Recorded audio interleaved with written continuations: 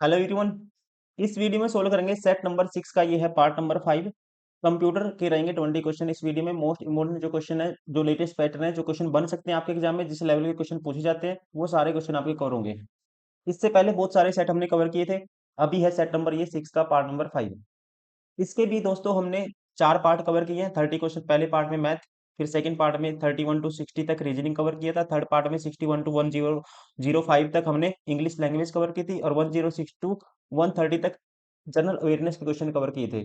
और ये है इसका अभी 131 टू 150 तक लास्ट पार्ट सेट नंबर 6 का। फिर स्टार्ट करेंगे हम सेट नंबर 7। Question number 131। लैन मतलब कि local area network can be connected by which of the following devices which operate on data link layer. तो आपको ध्यान रखना है, जो ब्रिज है ओएसआई मॉडल की, जो डेटा लिंक लेयर सेकंड पे ये काम करता है, लेयर 2 पे काम करेगा, और दो या दो से अधिक जो लोकल एरिया नेटवर्क है उनको जोड़ेगा। और ध्यान रखेंगे, जो डिवाइसेस का मैक एड्रेस है उसको फॉरवर्ड करके, डेटा पैकेट्स को फॉरवर्ड करके उसको फिल्टर करने का भी काम करता है। राइट आंसर होगा इसका option second, that is bridges. Hub का यूज क्या है? हब ओएसआई मॉडल की जो लेयर 1 है, जिसको बोलते हैं फिजिकल लेयर, उसके ऊपर काम करता है हब। और उसके अलावा ध्यान रखेंगे, जो HDLC है, इसका नाम है high level data link control. ये एक प्रोटोकॉल है, ना कि ये डिवाइस है। राइट आंसर होगा ऑप्शन सेकंड इसका। LANs can be connected by which of the following devices which operate on the data link layer, that is bridge. Question number 132। Java was introduced by among which of the following organisation. Java को develop किया गया था 1991 में। ये आपको ध्यान रखना है, किसके द्वारा? सन माइक्रो सिस्टम के द्वारा। और ये क्या है? एक ऑब्जेक्ट ओरिएंटेड प्रोग्रामिंग लैंग्वेज है, ये आपको ध्यान रखना है। Object oriented programming language. Question number 133। Which of the following is the communication protocol that sets the standard used by every computer that accesses web based information। इसका right answer होगा, ये है HTTP। फुल फॉर्म होती है, ध्यान रखेंगे आप, hyper text transfer protocol. ये क्या काम करता है? ये एक वर्ल्ड वाइड जो वेब है दोस्तों, उसके लिए एक बेस का काम करेगा। और ये कह सकते हैं एक एप्लीकेशन प्रोटोकॉल है, जो ये डिफाइन करेगा कि वेब ब्राउजर और web server data, text, images, other resources, इन सबको कैसे कम्युनिकेट करना है। जैसे हम कोई भी जब वेबसाइट एक्सेस करते हैं, जो आपका वेब ब्राउज़र है, वो क्या करेगा? वो यूज़ करेगा एचटीटीपी का। कोई भी पेज को अगर उसको फाइंड आउट करना है, तो यूज़ किया जाता है वेब ब्राउज़र के द्वारा एचटीटीपी का, हाइपर टेक्स्ट प्रोटोकॉल का, हाइपर टेक्स्ट ट्रांसफर प्रोटोकॉल का। ये आप ध्यान रखेंगे। Option third. Question number 134। What is the overall term for creating, editing, formatting, storing, retrieving and printing A text document. इस सारी प्रोसेस को हम बोलते हैं वर्ड प्रोसेसिंग। और वर्ड प्रोसेसिंग के लिए हम यूज करते हैं, आपको पता ही होगा, MS वर्ड का। अगर आपको करना है, क्रिएट करना है, एडिट करना है, फॉर्मेटिंग करनी है, प्रिंट करना है टेक्स्ट को, तो इसके लिए यूज किया जाता है वर्ड प्रोसेसिंग का। और वर्ड प्रोसेसिंग सॉफ्टवेयर कौन सा है? MS word. Option first.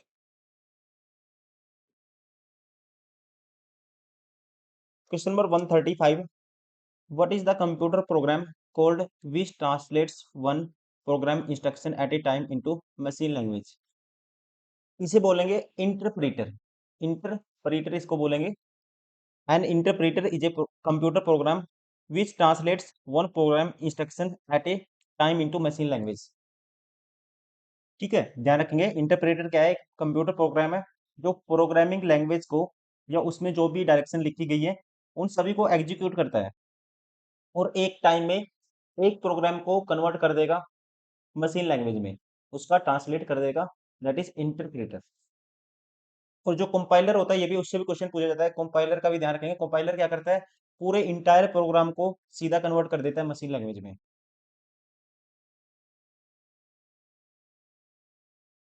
Question number 136। Which of the following is not an inbuilt software application found in MS Windows. Inbuilt software होते हैं जब भी आप कोई सिस्टम खरीदते हो, कोई कंप्यूटर खरीदते हो, उसमें जो कंपनी के द्वारा ऑलरेडी उसमें इंस्टॉल होते हैं, दिए होते हैं। अब पेंट होता है दोस्तों हमारे सिस्टम में, CD प्लेयर होता है, डिस्क डीफ्रैगमेंटर भी होता है, लेकिन MS वर्ड नहीं होता। राइट आंसर होगा option 4। Question number 137, which of the following term is used for unauthorised copying of software to be used for personal gain instead of personal backups. कहता है कौन सा वर्ड है, कौन सी वो टर्म है जो पर्सनल बैकअप के बजाय पर्सनल प्रॉफिट के लिए यूज किए जाने वाले सॉफ्टवेयर की अनऑथराइज्ड कॉपी के लिए यूज किया जाता है। उस टर्म का आपको नाम बताना है। तो दैट इज कॉल्ड, उसे बोलते हैं सॉफ्टवेयर पायरेसी। सॉफ्टवेयर पायरेसी क्या है दोस्तों, कह सकते हैं सॉफ्टवेयर की चोरी करना। Software piracy is the act of stealing software that is legally protected, और इसे एक इलीगल एक्शन माना जाता है। ये अपने आप में एक क्राइम है। ऑप्शन थर्ड, इसको एक क्राइम की तरह माना जाता है। Question number 138, computers process binary numbers which are composed of. Binary number कौन से होते हैं, बाइनरी सिस्टम के अंदर दो नंबर आते हैं, एक तो आता है 0 और 1। ये ध्यान रखना है, 0 और 1 किसके अंदर आते हैं, बाइनरी नंबर सिस्टम के अंदर आते हैं, 0 और 1 का यूज किया जाता है। और ये ध्यान रखेंगे, ये भी आपका जो कंप्यूटर है वो जो कह सकते हैं जो लैंग्वेज को समझता है, वो बाइनरी सिस्टम को समझता है, that is machine language. Right answer होगा ऑप्शन 4।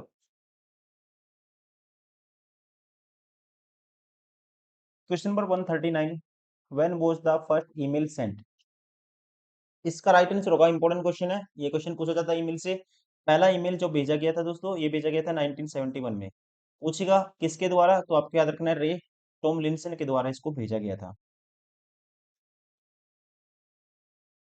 अगर पूछता है ईमेल के फाउंडर कौन थे, तो फिर थे अय्या दुरई आएगा। अगर फाउंडर पूछता है फिर आ जाएगा अय्या दुरई इज द फाउंडर। पूछेगा ईमेल का सबसे पहले यूज किस लिए किया गया था, ईमेल का सबसे पहले यूज किया गया था लेटर को लिखने के लिए। आपको याद रखना किसके लिए, लेटर लिखने के लिए यूज किया गया था। Question number 140, main memory is also known as.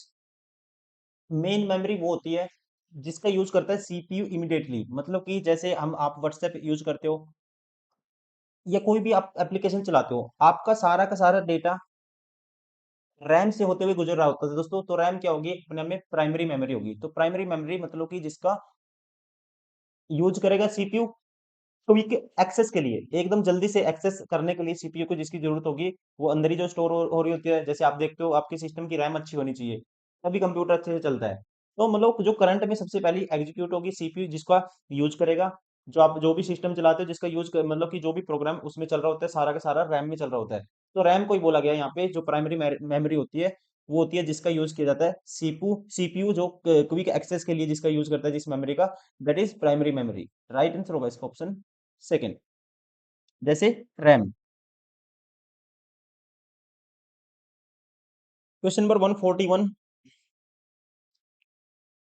The term CRM means. CRM means इसका मतलब होता है कंपनीज में, प्राइवेट कंपनीज में यूज किया जाता है इस टर्म का। इसका मतलब होता है कस्टमर रिलेशनशिप मैनेजमेंट। ध्यान रखें क्या होता है, customer relationship management. Option first.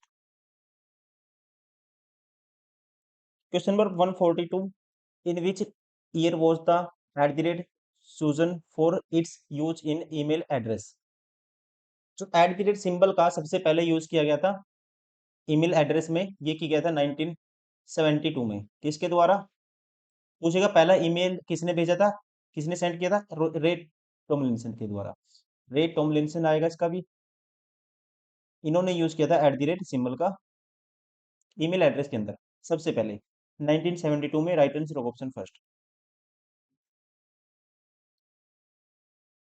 Question number 143, what is the storage area for email message called. आसान है, जहां पे सारे आपके मैसेज स्टोर होंगे, ईमेल मैसेजेस, उसके लिए इस स्टोरेज को क्या बोला जाएगा, store area of email messages, that is called a mailbox. Option second. क्या बोलते हैं, मेल बॉक्स इसको बोला जाता है। Question number 144, the patterns of printed lines on most products R code. इसका राइट आंसर होगा, इसे बोलते हैं barcodes.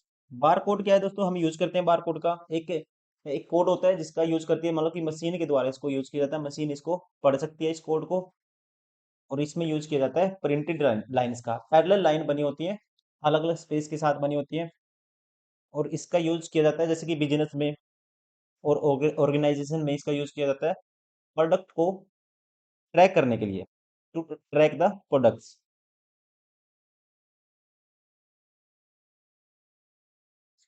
Question number 45, 145, in MS Word 2010, in order to take the cursor to the end of the line, you will have to press the dash shortcut key। अगर आपको आपका cursor है किसी डॉक्यूमेंट में, कोई पेज के ऊपर स्क्रीन पे लास्ट में लेके जाना है, तो उसके लिए यूज करते हैं कंट्रोल प्लस एंड का। राइट आंसर होगा option 4। Question number 146, which among the following protocol allows a workstation to dynamically access mail drops on the server host in a useful way। आपको ध्यान रखना है, पोप 3 पोस्ट ऑफिस प्रोटोकॉल इसका नाम है। Post office protocol 3 इसको बोला जाता है, एक स्टैंडर्ड मेल प्रोटोकॉल है जिसका यूज रिमोट सर्वर से, मतलब रिमोट सर्वर मतलब जो दूर वाले सर्वर हैं, जो आपसे दूर है या कहते हैं सिस्टम से दूर है, वो सर्वर सारे, उनको लोकल ईमेल क्लाइंट तक ईमेल रिसीव करने के लिए इसका यूज किया जाता है। और पोप 3 ईमेल को हम डाउनलोड कर सकते हैं और उनको ऑफलाइन मोड में भी हम पढ़ सकते हैं। और ये दोस्तों ध्यान रखेंगे, ये भी सबसे लेटेस्ट वर्जन है, ये ईमेल को रिसीव करने के लिए सबसे लेटेस्ट वर्जन है। आप इसमें जो यूजर है ईमेल को डाउनलोड कर सकता है और उसके बाद उसको डिलीट भी कर सकता है। That is pope 3।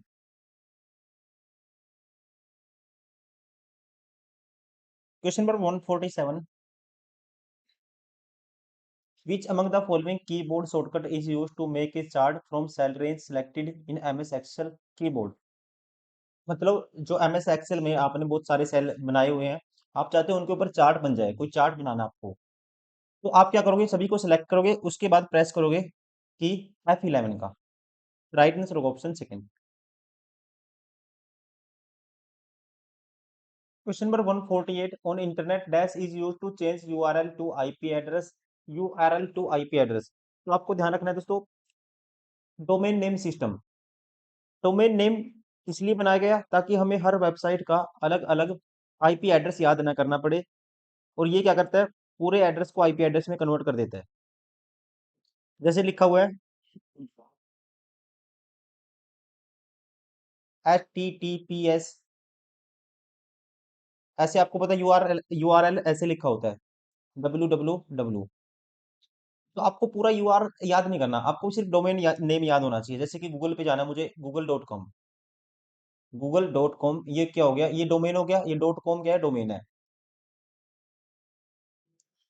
और google.com ये डोमेन नेम हो गया पूरा, और ये सारा क्या हो गया,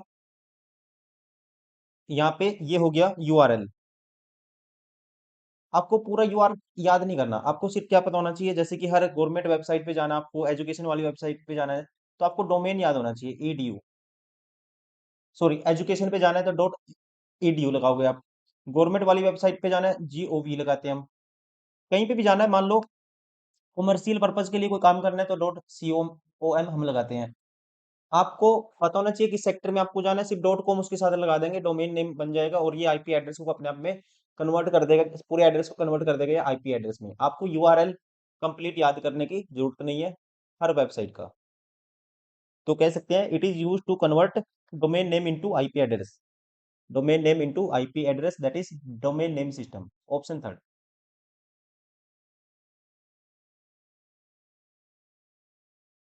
question number 149, in MS Excel 2010 which of the following option is used to represent all numbers between 1 या 1234 एंड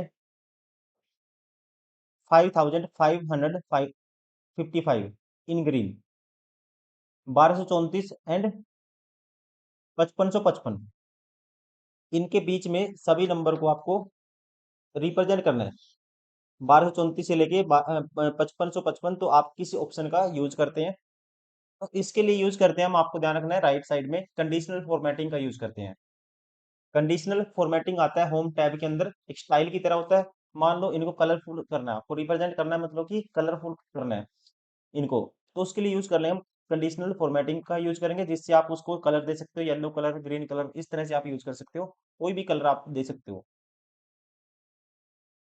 जैसे ये नंबर आपके यहाँ लिखे हुए हैं 1234 से लेके यहाँ लिखे हुए हैं 1234, 1235, और ये है, इससे पहले आएगा 5554, ये सारे मुझे हाईलाइट करने हैं, ये सारे मुझे हाईलाइट करने हैं। तो कंडीशन पहले सिलेक्ट करूंगा और यहाँ पे कंडीशनल फॉर्मेटिंग का यूज करूंगा, और कलर का ऑप्शन होगा, तो जौन सा कलर आप देना चाहते हो ये सारे हाईलाइट हो जाएंगे। राइट आंसर होगा option third. Question number 150, dash is a large cap letter which is used has a decorative element in the beginning of a paragraph और सेक्शन इन एमएस वर्ड 2010। कहने का मतलब ये है, जैसे मैंने ये लिखा, कोई भी ऐसे लिखा हुआ है, पैराग्राफ लिखा हुआ है, ये वर्ड है इसका पहला, ऐसे पैराग्राफ यहाँ से इस वर्ड से स्टार्टिंग है, ये पैराग्राफ लिखा हुआ है। मैं चाहता हूँ दोस्तों, ये जो डी है ना पहला, ये बड़ा हो जाए, तो बड़ा होने के लिए मैं जाऊंगा इंसर्ट पे, इस पे क्लिक करूंगा, तो यहाँ पे राइट में आपको एक ऑप्शन मिलेगा ड्रॉप कैप का, क्लिक करोगे ड्रॉप कैप, तो यहाँ पे ड्रॉप कैप पे क्लिक करोगे, इसमें ऑप्शन मिलता है आपको, जैसे ड्रॉप्ड का ऑप्शन मिलेगा, ड्रॉप्ड मैं क्लिक करूंगा, वहाँ पे अगर लेटर मुझे पहला बना करना, मैं उस पर क्लिक करूंगा, तो ये पहला है जो बड़ा हो जाता है। ठीक है, ये डी ऐसे बड़ा हो जाएगा, डी क्या हो जाएगा, बड़ा हो जाएगा। तो उसके लिए यूज करते हैं किसका, ड्रॉप कैप का। राइट आंसर होगा ऑप्शन थर्ड।